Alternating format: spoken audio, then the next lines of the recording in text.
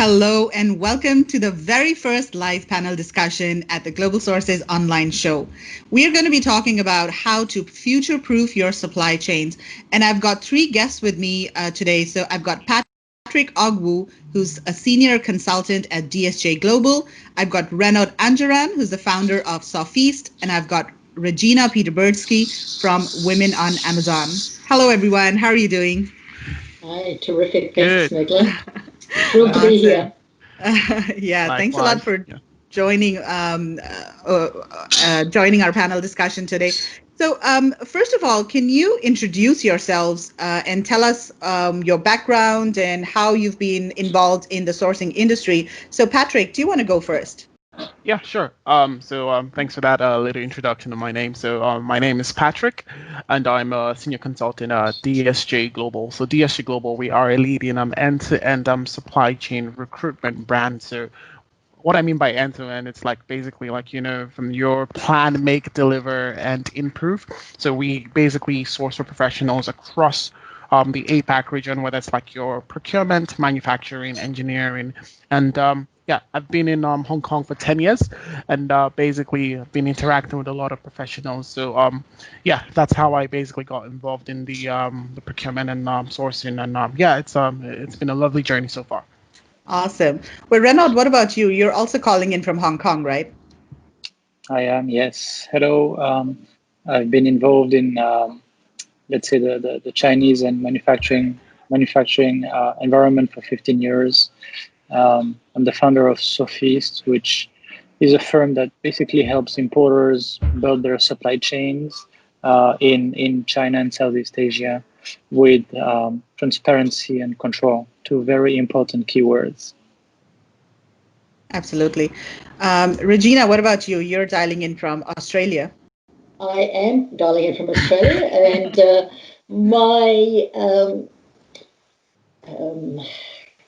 use of supply chains is as a consumer. I'm an Amazon seller and have been selling on Amazon for just over almost exactly 5 years now. In fact, it'll be August 1st, will be my 5th anniversary for my first product landing on Amazon Australia. I now sell in US, Australia and Europe. So I consume supply chain and logistics products, and also I now help other sellers as well.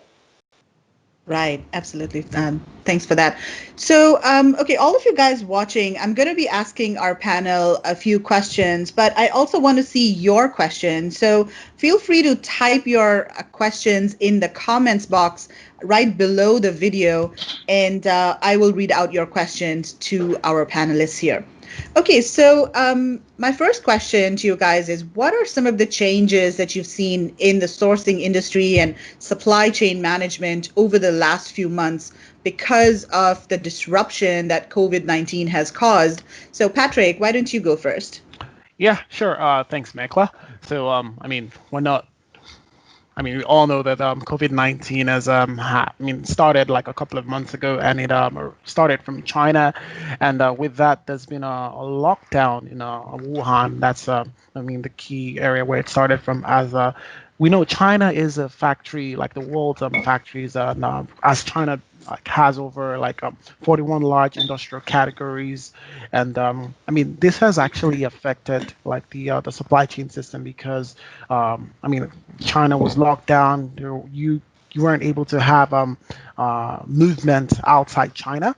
So basically we've seen a lot of restrictions at this spot, and what is now going on is in the area of a de-risking strategy, because what I mean by de-risking strategy is more of the geographical diversification and vertical integration, because when activities are focused in one country, like if anything happens, there's going to be a lot of issues that would arise. So that's what we've seen over the past few months. And now what organizations, institutions are looking to do now, and what they've actually been doing on a short-term to a long-term basis. Now, the risking strategy, which is basically looking at how to diversify, well, that's the productions, the supply chains across the region. So, for example, in Asia, I focus in recruiting across the APAC region.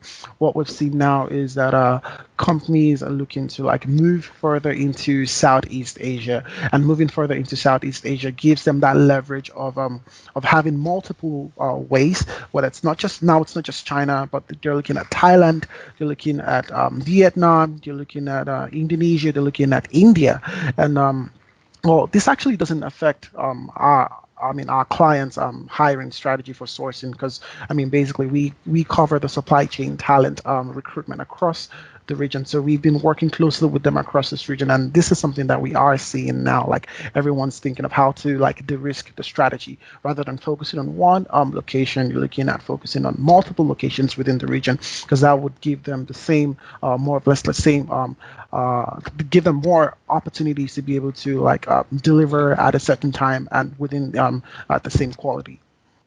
Right. I think that phrase de-risking strategy, that really makes sense. A lot of people have also been talking about a China plus one strategy where they're diversifying their sourcing. But yeah, I really like that phrase de-risking. Renaud, what about you? So Patrick is right. There was like a supply shock in February and March, not just in China, but all the countries that sort of relied on Chinese-made components and materials. And then after that, actually, the biggest shock was more of a demand shock. I'm looking at the supplier base. A lot of their customers froze the shipments for a while, and the payments, of course, canceled orders and things like that. So an enormous amount of uncertainty, I would say, that's for sure. Patrick is right. De-risking is really at the fore, in everybody's mind. I would not call it China plus one. I would call it as the Chinese supply chain, and then there would be ideally another supply chain, separate supply chain that does not rely on China, right? It's not just like China and then Vietnam, but half of the components come from China. This is actually a lot of people now are understanding that this is a little bit risky.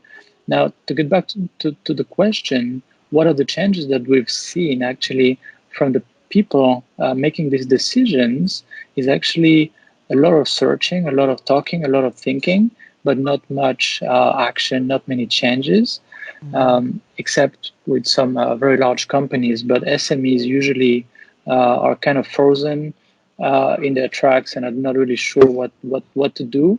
Situation keeps changing every week or every couple of weeks. So a lot of analysis and thinking, but actually not that much transfer of manufacturing and not that much action. Right.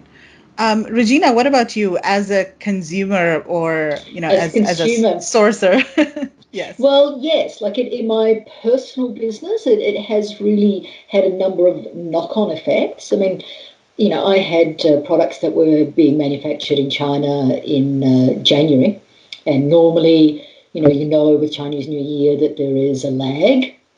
And so I had placed my orders early, and I knew that once the factories got back from Chinese New Year, so I had all my strategies in place to get the stock out, and then of course we got hit with COVID.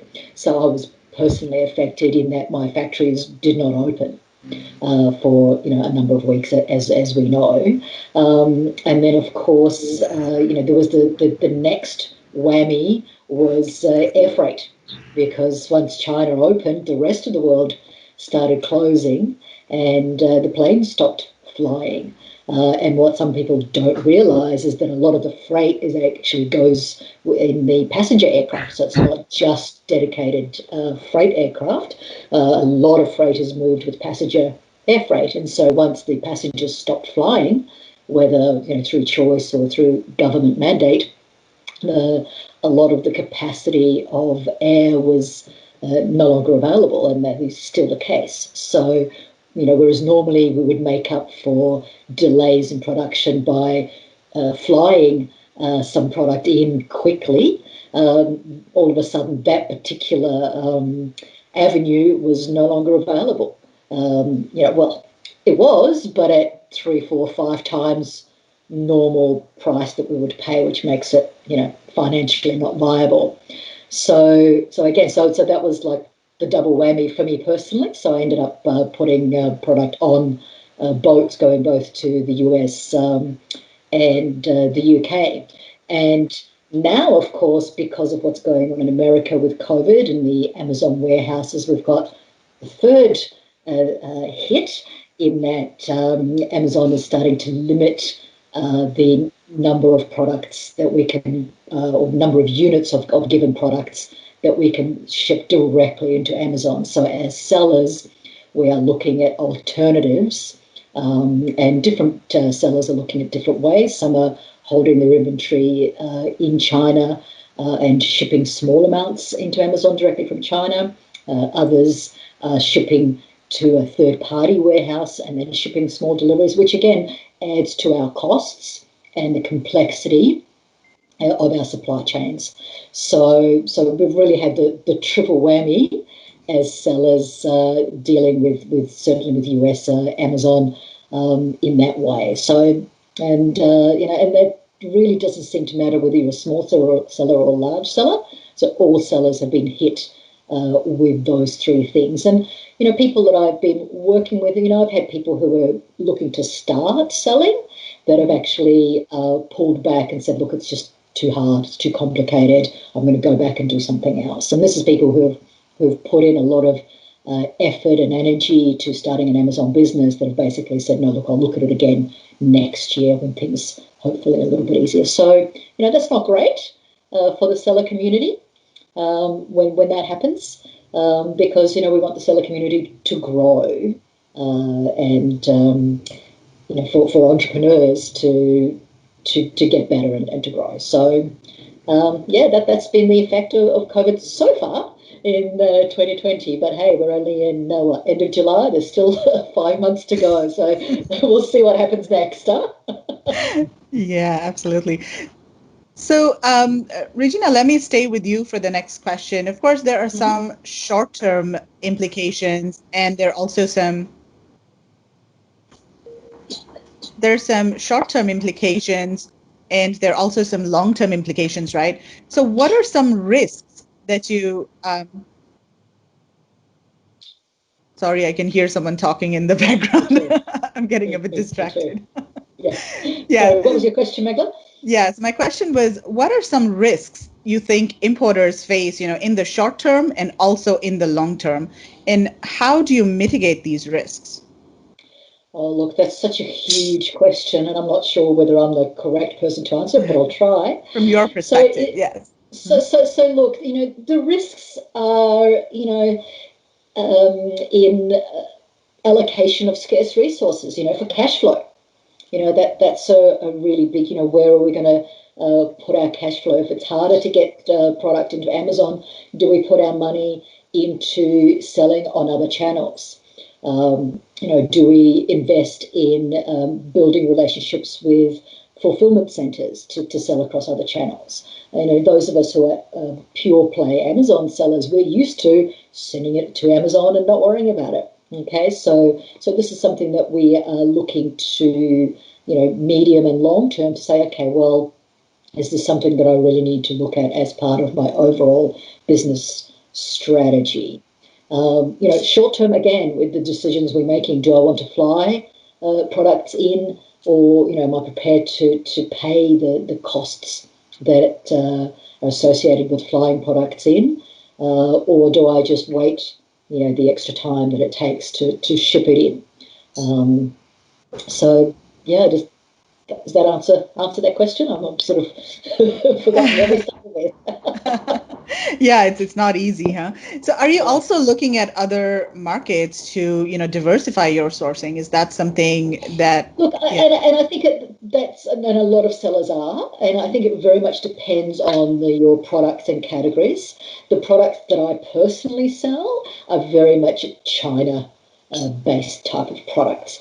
However, I know many sellers are diversifying and looking at other countries. I mean, obviously, Meghla, you're the queen of Indian sourcing, and then I've recommended a lot of people to work with what you do, and they're looking at India. And India itself has its own challenges, which I'm personally not able to speak to, but I'm sure other people can.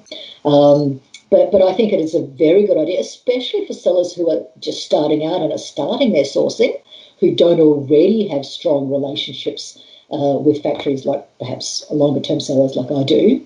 It's a terrific opportunity to be looking at other countries, whether that's India or Taiwan or Bali, other Southeast Asian countries, or even in the countries that they're selling. If you're selling in the US, are you able to source in the US? If you're selling in Europe, are you able to source in Europe? So I know that sellers are looking at that. And I guess if I was a brand new seller starting a brand new brand, I would very much be looking at alternatives, both short and long term. Right, totally makes sense. Renaud, let me come to you. So, what are some risks you think importers and sourcing professionals face, in the short term and also in the long term? Well, in the short term, we actually just did a survey last week, so I can tell you some of the pain points and risks that buyers from Chinese suppliers only. That's only with Chinese suppliers that they're complaining about.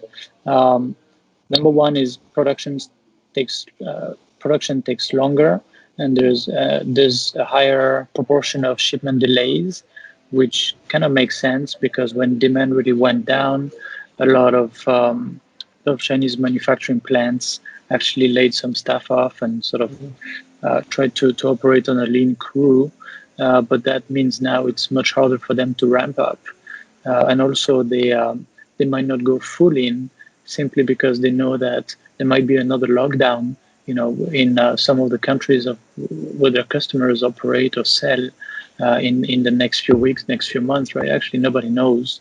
So demand plunged, then sort of rose up really fast, and it might crumble again later on. Nobody knows. So the first one is really a problem of capacity and timing. Another one is a lot of people say that some of their suppliers actually shut their factory for 1, 2, 3 weeks at one point simply because they didn't have enough work. But fortunately, pretty much all of them reopened. So that's not really very high on the list of the risks, I would say. We asked about prices, but there's nothing really coming out very clearly that's different, from what would happen usually. Quality issues, that's a major risk because when they get rid of staff, they get rid of some key staff also, and that that has a direct impact on the reliability of their productions, right? This is also related to the fact that, as I say, the situation has been changing every week or every couple of weeks since February, basically, and people don't think long term. When people don't think long term, they don't really try to keep systems in place.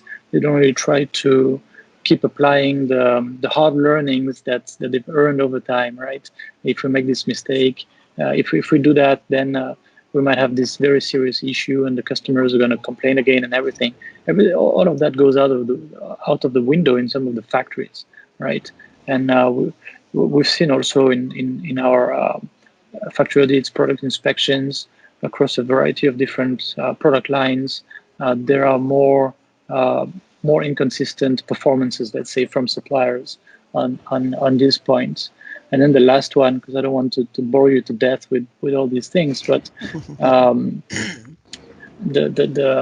actually a lot of people say that Chinese suppliers are harder to work with than last year, and I'm a little bit surprised by that.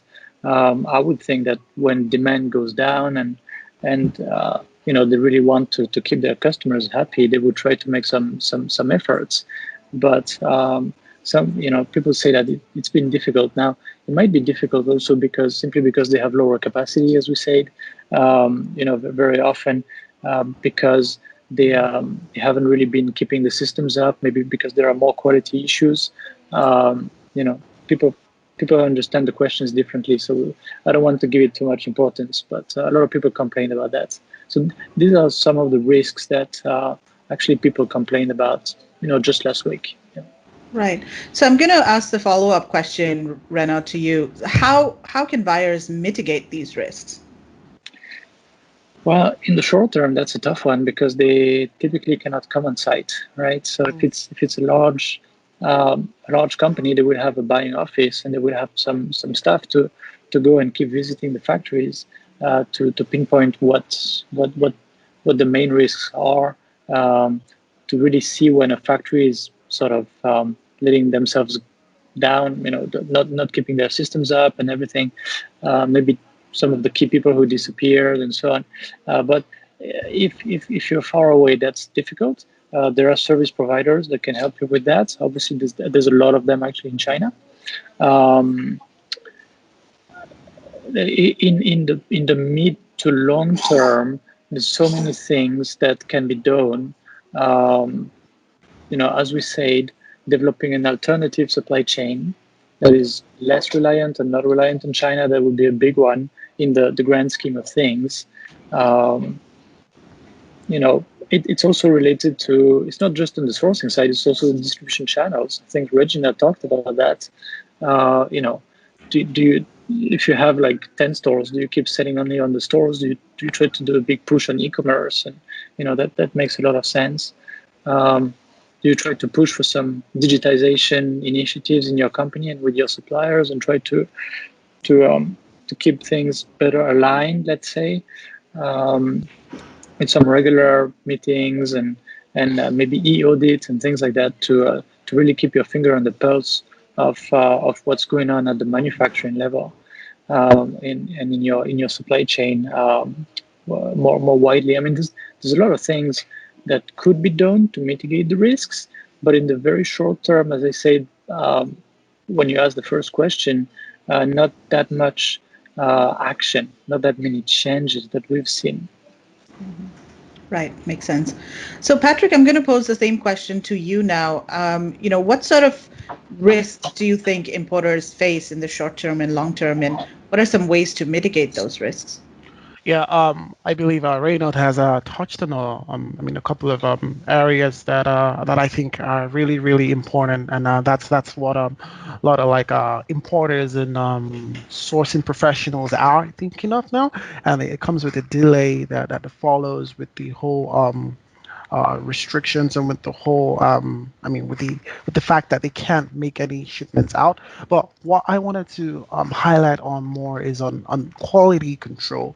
And as I've mentioned, that a trend that we are seeing now is that sourcing professionals or companies are looking to de-risk and diversify into different regions. So with reliance and focus on China, if this has to take place, there's going to be that part where they're thinking about quality as well too. Quality would always play an important role.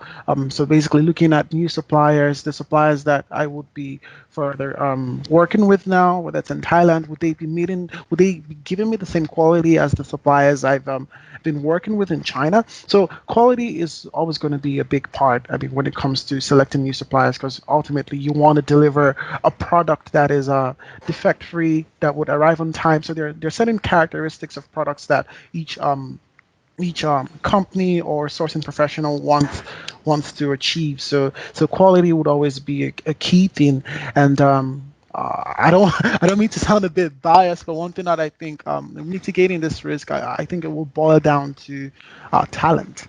And I mean, one thing that I've seen is leaders would always relook on your supply chain strategy and reevaluate the current situation. For example, if you're looking to diversify into a different country, you have to start working with suppliers that or basically get a sourcing team locally that would help you in terms of basically making sure that you're getting the right supplies you need, you're getting the right product quality. So yeah, definitely I think it would boil down to talent and how how are you sourcing for these talents locally? And the second point I want to touch again would be on quality again, like mitigating this risk. Talent is key, and then it comes down to quality. It's always been an important part of the supply chain process. So with this changes, vendor and high demand from customers, the demand for quality control will continue to increase. So right now, how do you mitigate this risk? Looking at your quality, like setting up quality standards. I mean, you will still have your supply audits and compliance that you have to follow through, but now it's about like trying to make sure that the standards you have in China would be like more or less the similar standards that you have for suppliers, that just to make sure that they are meeting the same product standards that you've been delivering to your customers in the past. Right. I think that totally makes sense. And of course, I think building a good experienced sourcing team is even more important now because there are, so many travel restrictions and all. You can't simply, Yeah. go to China and visit the factory. So you want to make sure that you have, boots on the ground that are actually Yeah. experienced and know what they're doing. So yeah, I Yeah. totally agree with that. That's Yeah. super important. And Okay. Yeah, go ahead. sorry, no, and that's I was just gonna add that this is where I mean getting the right people as well too, because you don't just want to hire someone that would be able to get the job done, but you want to hire someone that will be thinking of the future as well too, because there are a lot of changes happening, and we've seen digitalization coming into play. So you want to make sure that you're getting the right talent on board. So definitely. Talent plays a big role in the diversification of resources or sourcing strategies. Right. So, Patrick, let's delve a little bit deeper into that because I think that's super important. And feel free to promote your services here. But how can people find good talent? Let's say I'm in the U.S. and I want to look for maybe I want to set up a team in China or look for maybe somebody who can find good suppliers and do some supplier vetting and all. Where do we start?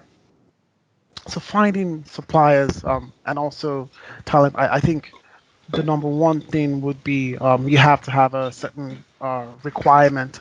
Like, I mean, if you're looking for suppliers in a certain region, you have to think of, okay, how can these suppliers deliver in terms of what are you trying to achieve? What are your requirements? Like, am I looking for a supplier that would deliver within a certain time frame?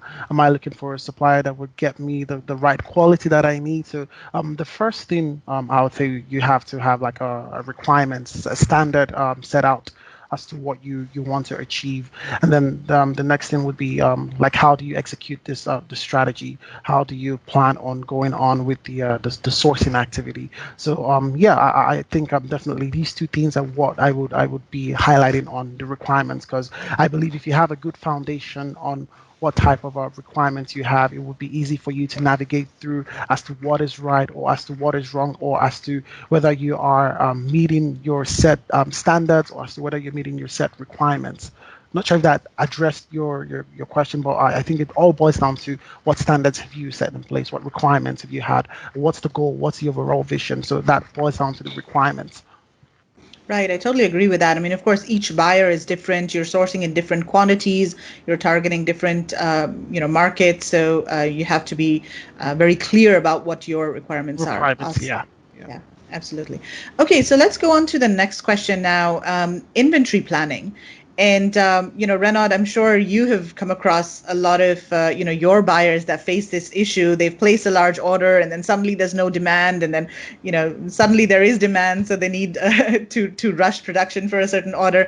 So how are your buyers and you planning inventory, and what advice do you have for importers and brands to manage inventory forecasts? Well, the first thing is, with hindsight, everybody wishes they had more inventory just this past Chinese New Year, right? Yes. How to mitigate the risk? You can always say more inventory. Of course, then you have the corresponding risk of having stuff in warehouses that sits there forever and that never sells and takes up all of your working capital. So it's always a trade-off, right?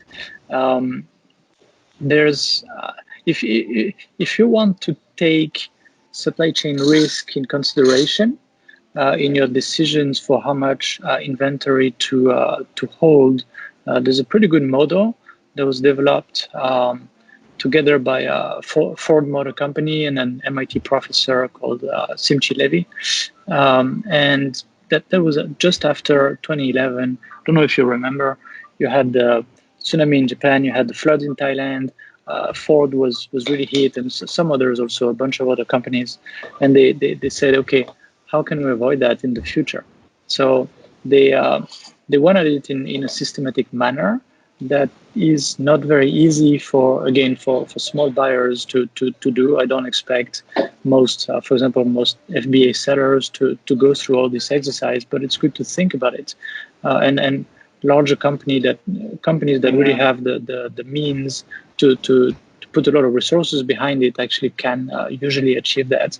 So first is you map your supply chain, not just who am I buying from, but that piece of whatever die cast metal. Okay, it's die cast here, then there's a surface treatment here, then a second surface treatment here, then another one here, then it's machined here at the end, and then it's sent to us, right? So you try to have an idea, and if they're not transparent, at least you can say tier one, I know who they are, I buy from them, and then like tier two is whatever, ABC, XYZ. You might not be able to have all the identities, but at least try to understand where all of this is, because then when there's something goes wrong, for example, in Wuhan, you can right away, you can say, oh, okay, we have nobody there. That's great. We're fine, right? And the second thing is try to understand the time to disruption. The time to recover, after a disruption. So that's the first, there's two numbers you need. Time to recover from a disruption. So if they're hit, how long is it going to take them to get back to normal operations? And then what's the cost for your company during this time? So if it's take them 1 month to get back to normal, because maybe they had a fire in their warehouse, maybe whatever happened, they had to close. For that 1 month, you don't have enough inventory. What's the bottom line impact on you? And that once you have this cost, this bottom line impact on your company, then you can start to really prioritize.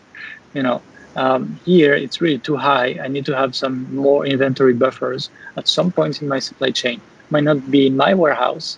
It might be in my supplier's warehouse, in a VMI warehouse somewhere, in my customers, somewhere in my distribution channel. I need to push some more inventory.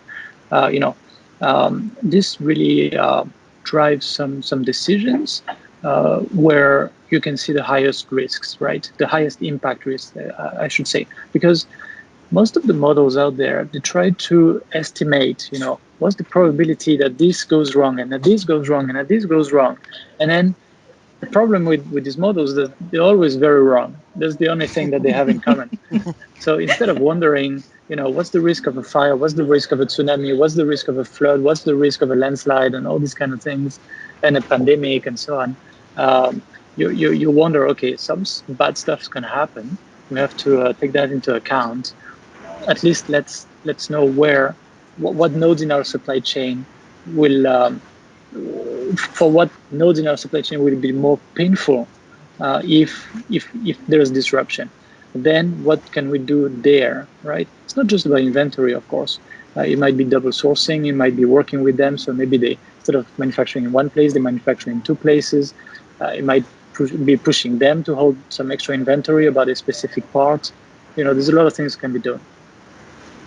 Right, totally makes sense. So, talking about transparency in the supply chain, how easy is it for buyers to get that kind of transparency, and or is it just overrated? Yeah, you want me to answer this one? Yes, Renaud. my experience on this is, if you have this in mind when you are setting your supply chain, and this is one of the key considerations that the people doing the sourcing and talking to the potential suppliers and so on have right there front of mind, and it's in the first contract that they have to sign and everything. We want the full bill of material. We want the full information. At least you can you can usually get. Of course, tier one suppliers, the one you buy from, but also you can often get to know tier two, which is their suppliers, right? So it might give you some extra work. you might have to go and do that work for the critical components, because maybe this one is like, they treat it as such a secret. They will not tell you what that specific component or that specific processing is made.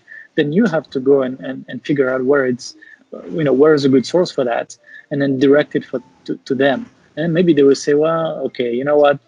Okay, here's where I buy it, and I'm more comfortable with them, and I can tell you because I don't want to work with these other guys. But at least when you do the work and you're really organized and you want that from the very beginning, it does help, even for a relatively small company, because even if you're going to buy volumes that are not very large, if it's a new product, your supply chain you're setting up from the start, you're going to try to work with companies that are also not very large, so you're not a very small fish for them, right? And you can usually do that if it takes, again, some organization and often some extra work, right? Now, if you're going to go, let's say you go on global sources and you see a sample that you like, and you're just going to stick your logo on it, just private label, not going to work. It's not going to work. Okay, I have to put that aside right away. It's not going to work because you're just a distributor, basically, of these companies. You're doing ODM business. I'm talking more OEM or contract manufacturer business. Right, absolutely. Okay, Regina, let me come to you, and let's talk about, as an e-commerce seller, how do you do your inventory planning? And of course, you have maybe the opposite problem, because the demand of your products is probably skyrocketing. So, but how have you managed inventory planning, in the last couple of months? Look, it's we're just throwing stuff against a wall and seeing what sticks. Look, I think I consider myself a small business, and I'm a single person operator, and we're juggling so many different things, and so inventory planning is sort of quite low on our priorities. It's like, okay, I'm running out, better put an order in.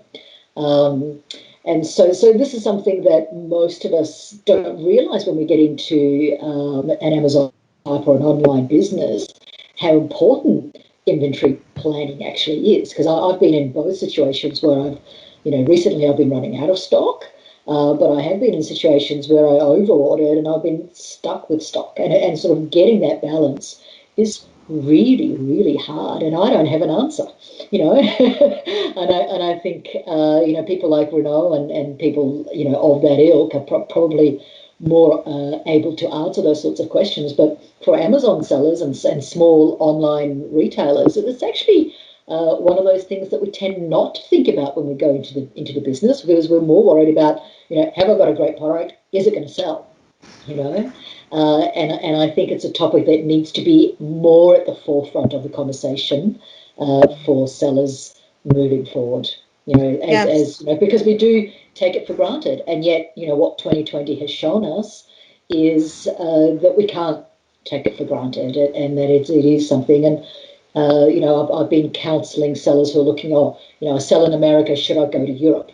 And I'm like, well, you can, and you'll make money. However, you're tying up cash flow by having inventory going to Europe. And now with Brexit, you can't just send it to one place. You've got to send it to at least the UK and at least one other port in Europe. So that's two places that you're sending it to.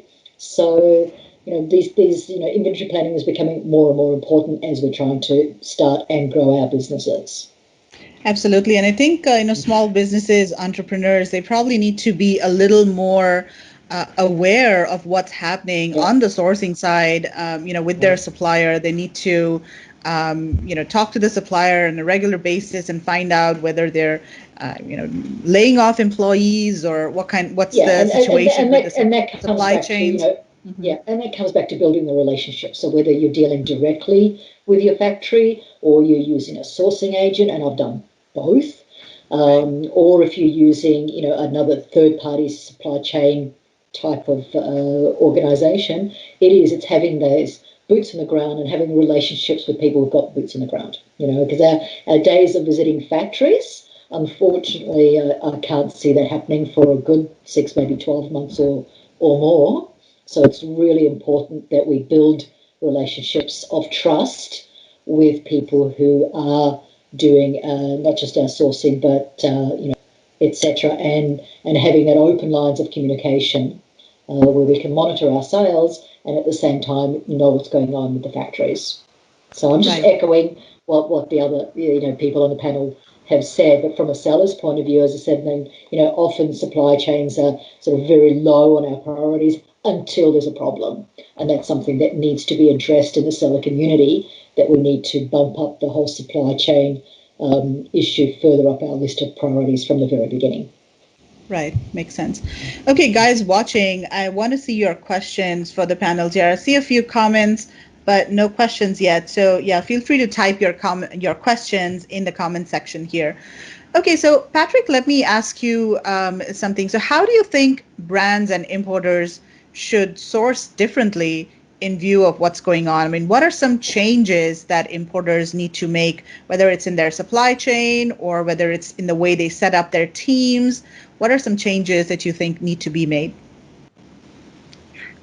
Yeah, thanks for that question. I think it all goes down to decentralizing your sourcing, because I mean with what has happened now, that has given us a light to see that I mean going going towards the future, that these could potentially happen where, like, by if you focus on one sourcing area as your means of like basically getting your goods, I mean potentially in the future there's a risk of, like, I don't know, like any political thing going on or like any uncontrollable circumstance, you definitely have to basically need supplies from a different supply in a different region. So this has basically like just thrown the light that, hey, we have to basically decentralize how we do our sourcing activities. And I think that's what I've been saying from the beginning as a trend that is really growing, and that's like de-risking, okay, from one country. In it could be like from China, okay, having one supplier in China, having another supplier in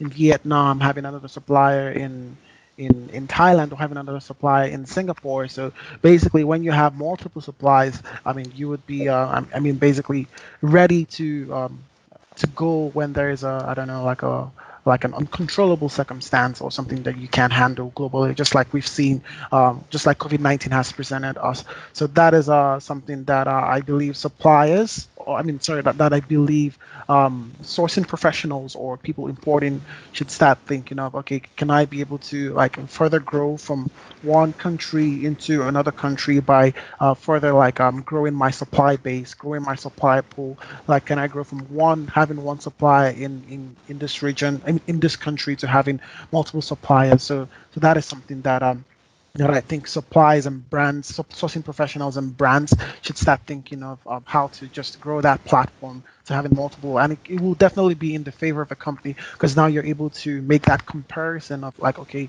um, where am I getting a lot of input from? Where am I getting a lot of where am I seeing more results from? And now it could go into like the cost to serve as well too, which is something that is actually growing in the logistics space as well too. So cost to serve, like you're looking at the supply that serves you more in terms of like basically quality, and also in terms of like of how like I don't want to use the word cheap, because cheap we always tend to associate the word that term Yeah. to something of bad quality. But yeah, I think for a lot of like sourcing professionals, is how they can basically negotiate for the best, more of like a win-win situation, whereby you're getting good quality and you're getting like a decent enough price. So I think the foundation comes down to like diversification of sourcing strategies.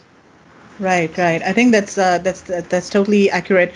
However, I also see some challenges that people face when diversifying. So, for example, when people source from India or Vietnam, a lot of the materials or components are again sourced from China. So that sometimes causes issues as well. For example, in India, the leather industry is exporting a lot of products. However, the zippers and buttons, those Mhm. components are being imported from China. So that, poses Yeah. challenges as well. So, but you're right. I think, diversification is just so important. So, Renaud, let me come to you with the same question. What changes do you think importers, brands need to make? And you touched upon a few of, the strategies in your earlier answer, but let's hear what you have to say about specific changes that brands and importers need to make. Sure. So there's been a lot of things said about diversification. So I'm going to try to be a little bit contrarian, just to make sure we don't leave any corners and check here. So basically, if you work with a key supplier or two key suppliers, you have some weight over, and they really listen to you. You are in an interesting situation. What companies of a certain size have been doing much more recently is to request for a BCP, a business continuity plan, right? Mm-hmm. So it basically is, please, guys, sit down, make a list of your the risks that you are exposed to, and sort of prioritize the risks, and try to set things in place to mitigate that, and give us that document. Again, you need to have some weight over them. You cannot be customer number 25, right? So once you have this, you can actually work with them. This supplier might have to make some work in their supply chain. Maybe that specific process or component is really potentially a big bottleneck. If something goes wrong here, it is so unique, or it took so long to really fine tune it exactly to the needs, so to be consistent with the quality standard and everything. We need to have it at least double sourced, right? To have a backup supplier for that. Yes. That's an example. Maybe that long lead time component, maybe we need to actually have more inventory again, right? Because if something goes wrong there, we might be left in the water for 2 months with nothing, right? So it's called a business continuity plan. It really looks at everything that can disrupt your business in a way that you actually can no longer have continuity of supply, which is really, really bad, right? Nobody would say, oh, this is a little risk. This is a very serious risk. So when you see some potential failures, some potential disruptions at some points in the supply chain, again, without really thinking of exactly what might have triggered it, because you don't want to go too deep into that kind of analysis. But if for whatever reason this is no longer available, then what happens? How can we mitigate that again, right? And as I said, maybe if it's a certain size of business, maybe you can impose for 24/7 monitoring. This is not unheard of. Actually, a lot of companies are starting to do that, so that they actually know right away when there's some kind of disruption. They might keep some inventory in some warehouses outside of maybe the main supplier. Because if there's a fire, or if there's a very serious problem in that area, then maybe we can still use the inventory. Maybe there's a backup plan to use that, and we'll be much less constrained if we have that extra inventory of these very specific components. I mean, there's insurance, as I said, digitizing the processes, making communication more systematic without having to visit them face to face. All of them is very important. And the last thing I would say is, if you have one or two key suppliers, you really don't want them to go down. So you also need to work with them to see financially, maybe they need some better terms from you. Maybe they need some help from you actually to ensure they can survive, because some of them are really going through a very bad patch maybe. Right. So we have one question, and this is for Patrick. What are the in-demand skills for supply chains and procurement professionals for APAC in the future? Oh, interesting question. And yeah, I think I was actually gonna speak about this touching in the area of Industry 4.0, because I'm sure everyone's aware that of the next industrial revolution that we're going through, which is more of the connectivity. Like, you have a lot of data, and basically, how do you read this data? How do you process it? Looking at our robotic process automation, looking at Internet of Things. So the next skills for supply chain procurement professionals. I'll divide it into two. The first would be the hard skills, and then the soft skills. On the hard skills, I would say basically arming yourself with data analytics tools. How do you, excuse me, how do you read this data? How do you interpret this data? Because right now we have basically companies having what we call like big data. So basically, how do you process this? How do you analyze it? Whether it's through an Excel spreadsheet, because on the supply chain part, you'll be dealing with a lot with forecasting, with a lot of numbers. So how are these numbers being processed, and how are we able to leverage it to the benefit of the business in the future? So arming yourself with data analytics skills. Also, like right now you have a lot of like machine learning, artificial intelligence boot camp or coding classes. So it would be also good to try or like enroll yourself in one of these classes, because at the rate we are moving, you have a lot of companies looking at arming or upskilling their staff with these skills. So rather than I mean, you can propose this to your manager, but individually, if you're looking at a growth mindset type of situation, you have to basically arm yourself with what it's basically like the basics of machine learning or artificial intelligence. And on the soft skill part, I believe this has to do with negotiation skills. Also looking at, I mean, this should be the primary skill, but also looking at stakeholder management, internal and external stakeholders, like because you would be interacting with different suppliers. As Renaud mentioned, you have to be able to understand some of the pain points your suppliers are going through. So you have to be able to possess that stakeholder management, external, internal, and also looking at communication skills. And because you're dealing with people, you're not dealing with computers, you're not dealing with robots, you're dealing with human beings. So like I mean, you have to arm yourself as to how do you present yourself in a more personable way. Don't know if that makes sense, but yeah, Yeah. two different skill sets, soft, hard skills. On the hard skill, it's dealing with data analytics, and on the soft part is more of the relational aspect. That's basically from the stakeholder point to the interpersonal and the communications aspects too. Okay, yeah, that totally makes sense. Okay, we have another question from Anthony Galvin. So I think Regina, you might be able to answer this. So he's asking any suggestions for finding products with smaller MOQs and better profits. Well, that's the holy grail. That is the holy grail, isn't it? Small MOQs and higher profits. I mean, generally, traditionally, when dealing with suppliers, the smaller your MOQ, the lower your profit is going to be because, it's more expensive to make a smaller number of units.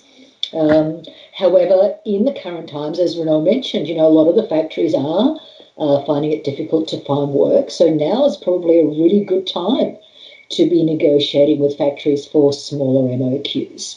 They're more likely to talk to you than perhaps they were 12, 18 months or so ago. And they're more likely to take you seriously, especially if you're starting out and you're looking to build a long-term relationship. So you're more likely to be able to go back perhaps to factories that said no to you before and say, hey, given the current time, I'm looking to build a long-term relationship. Will you talk to me about a smaller MOQ at a price that we can both make money on? I've never been one to screw a factory on profits because I want them to remain in business in the long term. So I'm happy for them to make money, because if they're not making money, they won't be able to help me make money in the future. And again, factories will give you a lower price. However, they will, as a consequence, have to give up something in terms of quality. So, and I can't remember who it was on a webinar that mentioned, when you're dealing with a factory, instead of asking them, well, can you make it cheaper? How about you ask them, well, if I give you an extra dollar per unit, what more could I get for that dollar? So it's a matter of switching thinking and, what is the best quality I can get, in terms of bang for my buck that I can then pass on to my ultimate consumer. So that's your thing. So maybe do that. Okay, if I have a smaller MOQ, what can you give me in terms of bang for my buck, in terms of building a long-term relationship? So switch your thinking. Instead of saying what's the smallest MOQ, cheapest, maybe you can get more profit if you have a more expensive product, right? That's really something that often, if you have a more expensive product, you can get more profit, and then it's a win-win for everybody. That's my thing, is switch your thinking. Instead of screwing your supplier, create a win-win for everybody, for yourself, for your factory, and for your ultimate end user. If you create a better mousetrap, consumers will pay more for it. Absolutely. It's all about building partnerships and growing together, isn't it? Yeah. All right, so we have one more question. I'm not sure who can answer this. So can you advise on sourcing and related issues in the United Arab Emirates? Anyone familiar with what works in the UAE in terms of sourcing? I really haven't heard of any suppliers or any manufacturing happening Look, there. there is no manufacturing. I spent some time. This is a long time ago, traveling to the UAE, and everything is imported. Yeah. I don't know if the other panelists are no different, but I'm not aware of any manufacturing, aside from sand, water, being done in the UAE. I don't know if the other panelists have a different on that. Renaud, anything? Yeah, but there is some manufacturing actually in different economic regions, all the way from Abu Dhabi to Ras Al Khaimah. I've been around for various projects. Usually, it's very new and very specific on maybe one or two product categories. They try to obviously make use of the raw materials there and the low energy costs. If you're an e-commerce buyer, I would say there's really not much for you typically, right? Yeah. If you are more of an industrial buyer or buying in large quantities, they might actually set up a wool factory for you if you have the volume. But if you come as an e-commerce buyer, I would not say it's your first destination. Yeah, Yeah, yeah, no, I absolutely. actually agree with what Reynolds has mentioned, because I was just going to add one more thing from the difference between the e-commerce and the industrial, because from a sourcing professional talent area, we've seen a lot of these professionals more from the industrial side. So we believe there are activities going on there, but not that much in terms of the e-commerce space. We've seen a lot of the industrial, whether that's like from the oil and gas or whether it's from the heavy industrials. Yeah, you have a lot of those sourcing the go that actually happens there, but not much on the I'll say the retail or the e-commerce space. Right. So we have 2 minutes before we need to end. I want to go around the panelists and ask you one question. So what is your one piece of advice for importers sourcing from China and Asia in coming months? Regina, go first. Yeah, look, just build those relationships. Really go deep and build relationships with factories or sourcing agents, either one, that you feel comfortable, and then you can hold each other's hands moving forward. Right. Great advice. Renaud. Try to escape the day-to-day or week-to-week sort of news cycle, and try to do things in a slightly more structured manner. Try to, if possible, put some numbers together. I alluded to that a little bit before. Try to know your supply chain, try to know your risks, and try to put your supply chain, in front of that and structure it the right way, I would say. Great advice. Patrick. Yeah, yeah. I think I'll go towards the recruitment bit, or like the training, the skill set bit. I believe now would be a good time for. I mean, with the whole pandemic, there's been a lot of lost time, so now could be a good time for importers to, I mean, grow their network, upskilling themselves, whether it's taking up an extra class online on like basically our tools, or whether it's like different strategies. Yeah, because right now I think it would be a good time to further understand a little bit more, and also to just upskill themselves and grow their network, because these are two things that would be business critical going forward in the next, I believe, 3, 4, 5 years. Now it's basically how are you able to upskill yourself, and how are you able to further expand your network globally, or even like in the region. Right. Great advice. Well, thank you so much, Regina, Renaud, Patrick, for your insights and for sharing your knowledge. All right, everyone. So that's the end of this panel discussion. And please stay around for a supplier stories session.